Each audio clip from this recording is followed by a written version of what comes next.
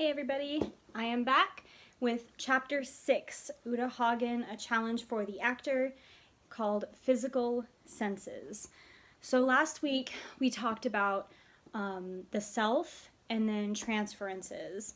And I'm referring to knowing yourself, how you react to certain situations, certain conditions, and then transferring some of yourself into the character that you have taken on. And so the physical senses is kind of a specific part that is going to come from this. And the physical senses, of course, being the main ones: your sight, your smell, your taste, your ears, and your touch. So I have written down some things. First of all, with any sensation that you experience using your core senses, you want to respond to them. You want to respond to them in as accurate of a way as possible, given the character's circumstance and given the character's condition. So I have written down some examples. So ears, there is hearing, and then there is listening. You know how some people say, I heard you, I just wasn't listening. Well, in acting, you want to listen. It helps you to be present, as you'll hear a lot of people say. And then, you definitely want to be able to respond to that because you were listening to it. You're not going to just wait for the dash in the script to interrupt that person. It's usually like a couple words beforehand, like, well, I don't understand. Well, why don't you understand?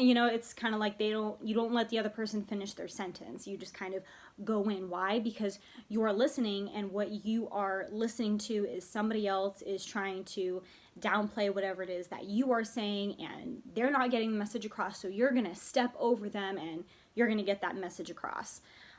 So interrupting is definitely an action that you use using the sensation of your ears.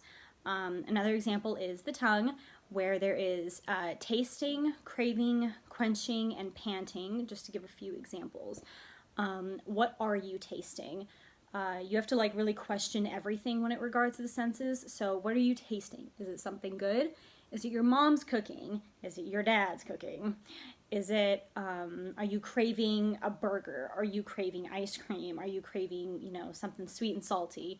Quenching, are you finally getting that drink of water that you've been waiting for? Or you finally got that drink, you've had a really tough week, and you're just like, you're ready to just shoot it down. Panting, is it hot? Are you dehydrated? All those kinds of things to question in regards to your character's circumstance or condition. Next one, eyes. Seeing, watching, searching, crying, tiredness. All these things can come through the eyes, as well as emotional responses, but these are physical things that we can do with the eyes to express what we're doing. So I remember one show that I was watching in which one character stood out. They were background, but she just stood out among everybody else because she was the only juror in the courtroom that was actually responding to the scene. And she was responding because she was like, you could tell, like, after the judge had said something, like, she responded, or she would kind of look over at the defendant, and she would just kind of give her opinion, because she felt that whatever the defendant did was disgusting or whatever. But you knew because she was really watching what was going on and she was responding. You could tell with her eyes that she was watching, and her responses were just like, it gave so much more to that role than her just being a background actor and just going, I'm only background, and just sitting there and staring, which is another thing you can do with your eyes. And she was doing so much more than that, and that just, it gave her character more meaning than everybody else. And it was really fantastic. Touch. So just examples again: heat, cold, soft, dry, rough, wet, sweaty, pressure, lightness, things of that kind. So when I think of touch, I don't know why, the first thing that comes to my mind is a simple handshake. Are their hands hot? Are they cold? Are they kind of sweaty? Are they rough? Are they soft? Of course, how much pressure you're going to apply to that handshake regards to your relationship to that person, how you view that person. But like, are their hands sweaty and you just kind of like, ew, gross. Or are their hands like so rough that when you take your hand away, you kind of go like this because you want to make sure it's not your hands. You're like, do I need to hydrate my hands? And then, so again, always question every physical sensation that you have with your core senses. Nose, the most complicated of them all. So, of course, nose, smells, is it appetizing? Is it unappetizing? Is it fragrant? Is it stinky?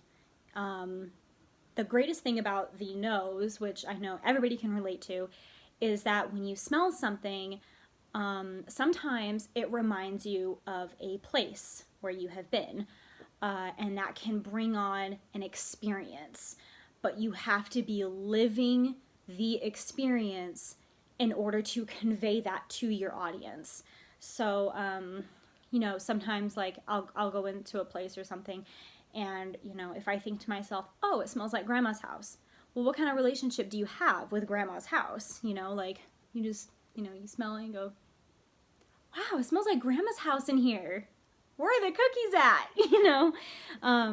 I do remember one performance I was in, and God, this actor was absolutely amazing. He comes in and he is drunk. He is completely drunk, way too early into the party, and he like practically gets right in my face.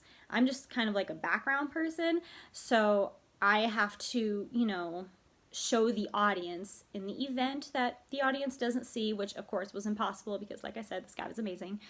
I had to, or I felt like I should amplify the fact that he was drunk. So when he gets kind of right in my face, I'm kind of like, like I'm trying to listen, but, and so I'm conveying, of course, that like he's in my face and I'm just trying to be polite by not doing anything. And then he kind of, staggers off, and I go, like, oh my God, his breath was so bad because it's just so much alcohol. It's just coming off of him, So it was kind of not like me saying he is drunk. I'm saying how much he is drunk. So that's another like good solid tip there. Uta Hagen says sensors are the internal reactions to external stimuli. So when they say acting is reacting, you need to react to the external stimuli, especially when it comes to the senses. So when going through your script, for example, if somebody comes up from behind you and, says, hey, how's it going? And, and it just absolutely terrifies you, you need to be able to write that in because that's your ear. So like when someone gets loud in your ear unexpectedly, of course you're going to respond to that, but you don't want to just do the action. You want to actually hear it. You want to listen to it and respond appropriately to like how things go. I remember that actually did happen to me in one of my shows where someone went, hey, what are you doing? And I literally jumped because even though I knew she was coming, it was kind of like I had to listen and kind of wait for that moment where I would be scared. I'm not going to just, go like she says, hey, and I automatically get scared because reactions don't really happen that quickly, at least not for me. So I'm using my transferred self into this part, not character role, but into this part where I have to hear something and then I get scared. So when she says, hey, what are you doing? Then, you know, I scream. That's when it hits me that somebody is behind me, catching me and doing something that I'm not normally doing, or something that I may not have supposed to have seen, you know.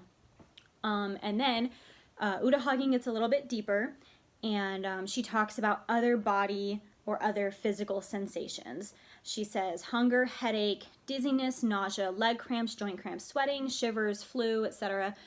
There's a ton of other things that you could be experiencing within your body that causes you to react a certain way. These ones are a little bit more complicated because not only do you have to locate in your body the location in which something is happening, like a cough, for example, like a tickle in the throat. Where is it happening? Is it happening like it feels like it's up here, or it feels like it's down here, or if like your shoulder has a cramp? I'm notorious for this. I'm always doing this number, you know, because I know the pain is right here, right there in that spot.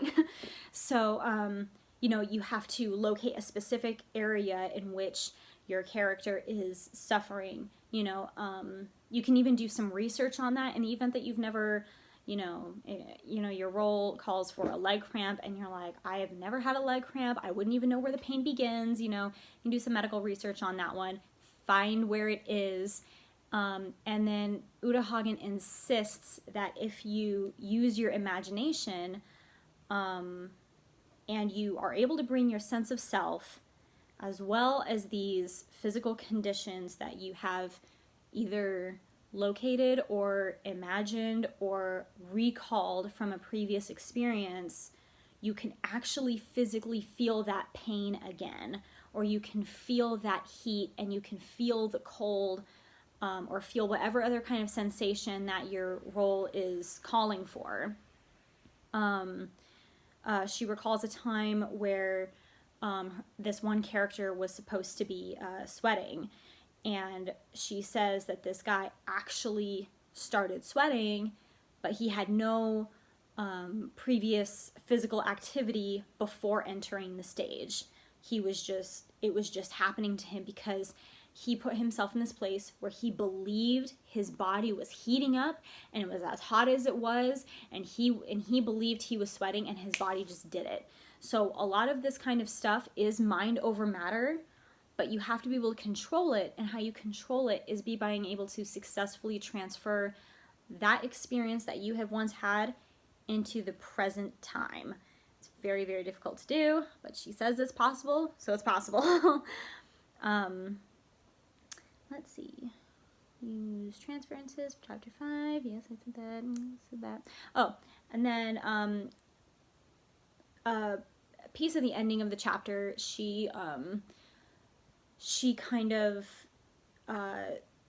discusses how actors think, and how we always question ourselves, like, well, if I were depressed, or if I were pregnant, I would do this, or if I were this, I would do that. And it kind of, for whatever reason, reminded me of the quote, I think, therefore I am. So if you think all these things that you are, you will become that, or you can get your body to feel that it has become that at the moment you need it to get there. So I think that is a trap that a lot of people fall into, is that they think, if I were this, but you know that you're not. So if you have to act a particular condition, be that particular condition by thinking of it first. And I think that is the point that she is trying to make here. So I hope that helps. Go through your scripts and figure out all the different possibilities, you know, from your core senses that could be affected to other conditions that your character is experiencing. And I will see you next week. It'll be Friday. Bye!